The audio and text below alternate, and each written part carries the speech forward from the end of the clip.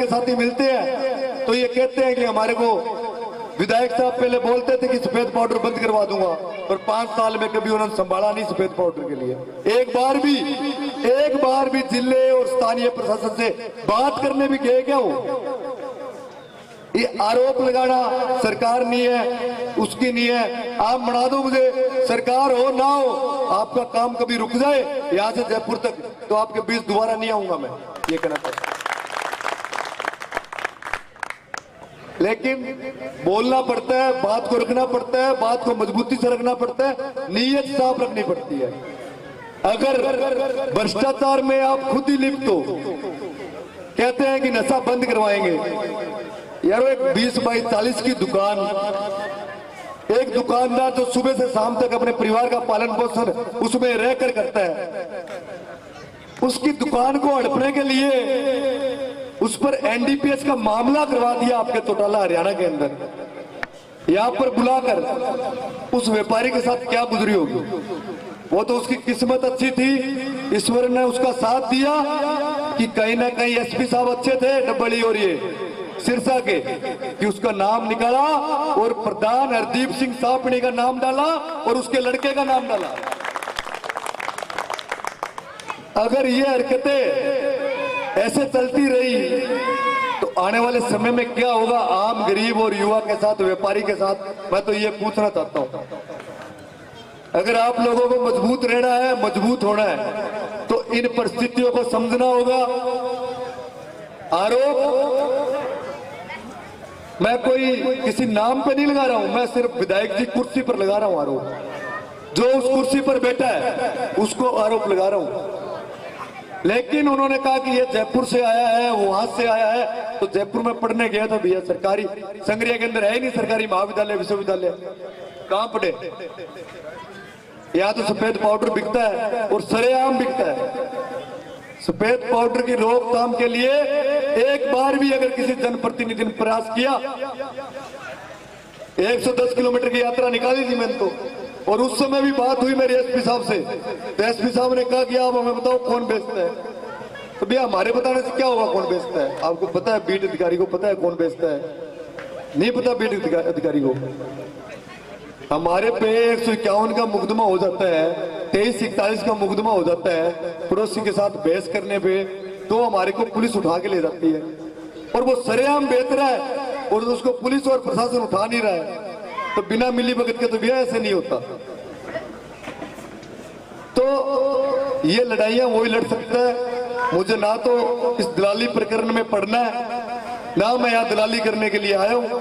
मैं तो पार्टी का काम करना है, पार्टी जहाँ भेजेगी वहां मैंने काम किया है, और आगे भी मुझे जो मौका मिलेगा वो पार्टी के आधार पर ही मिलेगा। पार्टी का सच्चा सिपाही हूँ, आप लोगों के लिए काम करना चाहता हूँ, सेवा करना चाहता हूँ, युवाओं के लिए रोजगार की व्यवस्था करना चाहता हूँ, और किसानों के लिए बड़े बड़े सम्मेलन जो जयपुर और दिल्ली होते हैं वो आपके यहाँ संग्रिया और टिब्बी में लगवाना चाहता हूँ। आपको 25 तारीख को मजबूत होकर जब इस गांव की पेटी खुले तो आप से आशा और उम्मीद रखता हूं कि अब 2-2, 3-3 गांव कवर करने का काम करेंगे। इसी और आशा उम्मीद के साथ लेकर आया हूं। जब मेरे पास कुछ नहीं था तब भी मैं आपके पास था, और अब विश्वास दिलाता हूं कि कोई और मैं आपको नहीं आने दूंगा, आपके बीच रहूंगा। आप जब कहोगे आपके लिए तैयार मिलूंगा, ये और कहना चाहता हूं। 24 घंटे आपके लिए तैयार, जहां कहोगे वहां मिलूंगा। लेकिन आपको मजबूत करना होगा। कांग्रेस पार्टी को 25 तारीख को पेटियां कांग्रेस की भरनी होगी, यही अपील करता हूं।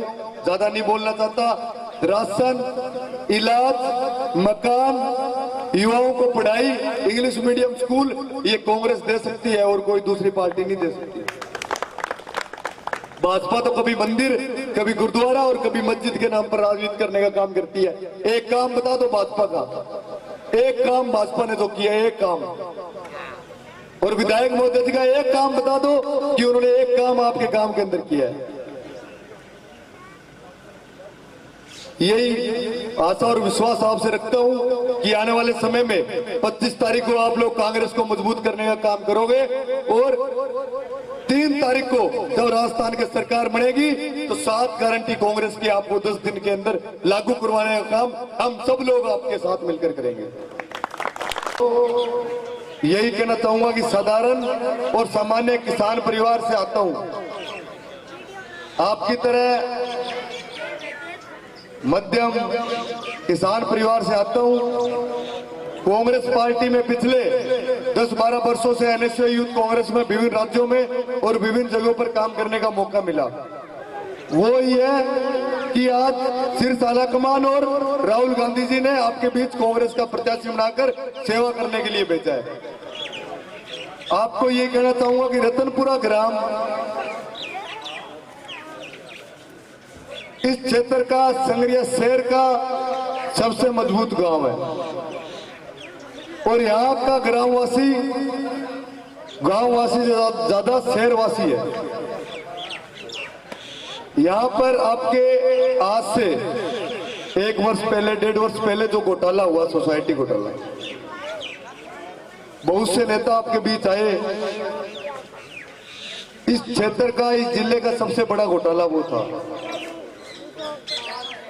मैं तो उस समय एनएसयूआई का अध्यक्ष भी हट चुका था, यूथ कांग्रेस में काम कर रहा था, लेकिन मैं युवा साथियों के बीच आया। बहुत से युवा साथी उसमें धरना दे रहे थे, तो मुझे पता नहीं था कि ये सोसाइटी का सिस्टम होता क्या है। तो मैं आया तो कहते कि बैंक हमारे रुपए खा गया। तो मैंने कहा बैंक रुपए खा गया, इससे पहले चोइलियावाली में मामला हो चुका था पंजाब नेशनल बैंक का। उसमें हमने पूरा इसका पता किया भी इसके हकीकत में इसका मामला क्या है। और हकीकत है कि सोसाइटी का कोई मिनी बैंक होता ही भी नहीं है। राज्य सरकार के अधीन कोई भी सोसाइटी का मिनी बैंक नहीं होता। ये सिर्फ खाना पूर्ति, ग्राम की विकास करने के लिए पूरे जो हमारा पैसा है वो पूरे गांव में घूमता रहे, उसलिए ये सोसाइटी बनाई गई है। अगर इसका सही यूज करें तो ये बहुत अच्छी बात है, लेकिन इसका यूज ऐसे करना चाहिए कि राज्य सरकार इसमें जो रुपए डालती है वो रुपए निकलवा लो, बस अपनी तरफ से इसमें रुपए मत डलवाओ। इसका हमने एमडी से पूछा, एमडी ने क्या जवाब नहीं दिया। तो मैंने कहा एमडी साहब आप बात आराम से करो, इनको किसान साथियों को संतुष्ट करो और क्या बात है इनको बताओ। तो एमडी साहब ने कहा कि आप मुझे जानते नहीं हो। मैंने कहा मैं आपको भी जानता हूं और आपके जो ऊपर बैठे हैं उनको भी जानता हूं, आप इनकी बात सुन लो और काम करो। एमडी साहब ने खाना पूर्ति की, 7 दिन यहां से धरना हनुमानगढ़ लेके गए। 15 दिन के अंदर अंदर एमडी की छुट्टी यहां से करवा दी। एमडी ने अपने नुमाइंदे भेजे, मेरे घर पर भेजे, मेरे पास भेजे,